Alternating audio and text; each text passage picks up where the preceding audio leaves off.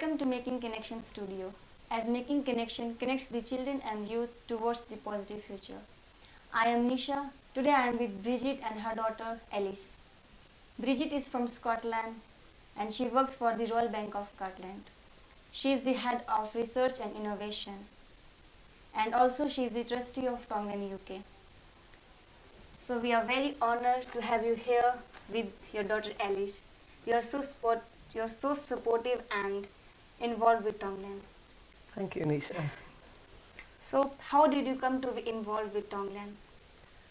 Probably like most people who are involved in the UK, it all started with Anna Owen. So I met Anna and she told me a little bit about the charity. And initially I was just involved by making some donations.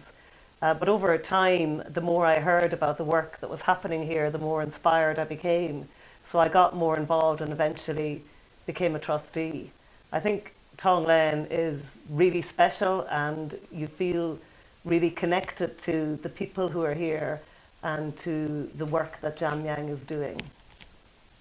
So Alice, I really admired that you are involved with Tonglen since you are 9 years old. Yeah. What inspired you to take such an active role at such a young age?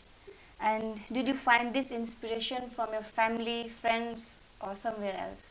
Well, when I was in about primary 5 or 6, Anna Owen had come and spoken to my school about the charity, and my school immediately connected with the charity. I think there was something about it that just really impressed them.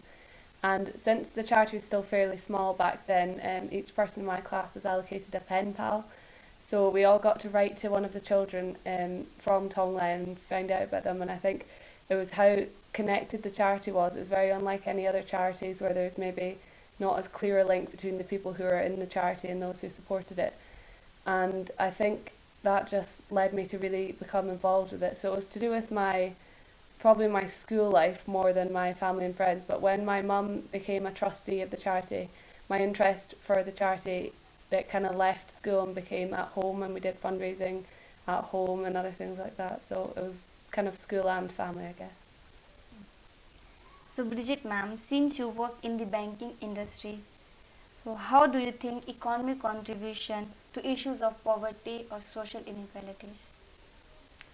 I find it quite shocking that 1% of the people in the world own about 50% of the wealth. I think there's just huge inequality in wealth distribution in the world. I remember one day I was listening to the news on the radio, and there were 2 items, one after another. And the first one was about poverty and the famine and people dying from lack of food. And the one that immediately followed was a growing problem of obesity in the UK. So children becoming so overweight from eating the wrong foods and eating too much that it was affecting their health. And I just thought it was crazy that in one part of the world, if people dying from the lack of food, and in another part of people getting ill through eating too much food. So I think there is huge inequality. I think the economy plays a role in it. So if you have a strong economy, there will be more jobs, there'll be more money for healthcare. If you have more people earning money, they can support their families and get education, etc. But if you look at India, the economy has strengthened in India, but there still is a huge gap between the rich and the poor. So I think it's more than economy. I think you also need the political will, the social will, and indeed each individual wanting to do things to ensure that everybody has enough. So Alice, I understand that you want to go to Scotland University to study politics and history. How would that enable you to continue making a difference such as have done in Tonglen? Studying history and politics would help me understand events in the past which have shaped the way the world is today and the way different countries are, like India. And then studying politics would help me understand the way governments operate and the way they interact and how they interact with the people in the country. So if I could understand more about the way governments deal with people in their country, I'd know more about how to employ my efforts into somewhere like India to help the people, like the people of Tonglen, as best as I could, and to do things in the best way to help the people there that would have the biggest impact. But I think even if I wasn't studying that subject, I do feel like I have a strong connection with Tonglen, so I'd like to stay involved with it no matter what. So Bridget ma'am, why was it important for you to involve your daughter at such a young age with Tonglen? And how do you think she has benefited from it?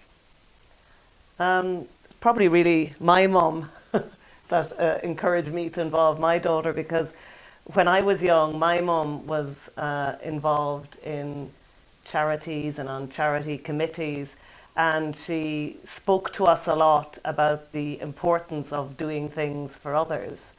So when I had my own family, I kind of wanted to follow my mother's advice, and I felt it was really important for my children to also be aware that we're fortunate to have everything we have, and that it's important as a human being to put some of your time into helping others and helping the world become a better place. One of the things I've found being here, it's my second time visiting Tonglen, and a lot of the children have come up and thanked me, and actually I always say I don't want you to thank me, because Tonglen has given me and my family a huge amount. So we've had a really rich experience being involved in Tonglen.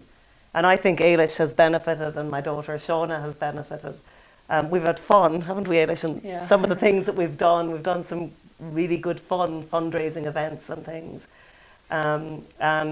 It's just been an amazing experience and a great privilege to be able to bring Ailish to India to meet you, Nisha, and meet all the other children and have this experience. So I think it is really important just to give people that sense of there's a bigger world out there and we can all play our part. So that's why I wanted to involve them. Alice, I understand, I know that this is your first time in India. Yeah. So how do you think it's different to be teenager in Scotland compared to India? I think teenagers in India are more aware of social issues that involve the people of their country, because there's such vast inequality in wealth, from like the slums to the really rich people. As my mum said, 1% owning all of the wealth, 50% of the wealth actually. But I think they're, because of that, more aware of social issues that are going on in the country, and maybe some people in Scotland would be a bit less, maybe almost naive towards issues like this, unless you're able to come out here and kind of see them firsthand. And also, I do really like India because I feel like it's really rich in culture, and the colours and the noises and everything are just, they're so much more exciting than they are back home. But there's other elements like the crazy driving and stuff like that. I think being a teenager would be a bit scary learning to drive on roads like in India. Thank you so much for giving us your precious time. And also I would like to say thank you for the work that you have done for Tonglen. Thank you, ma'am. Nisha. Thank you, ma'am.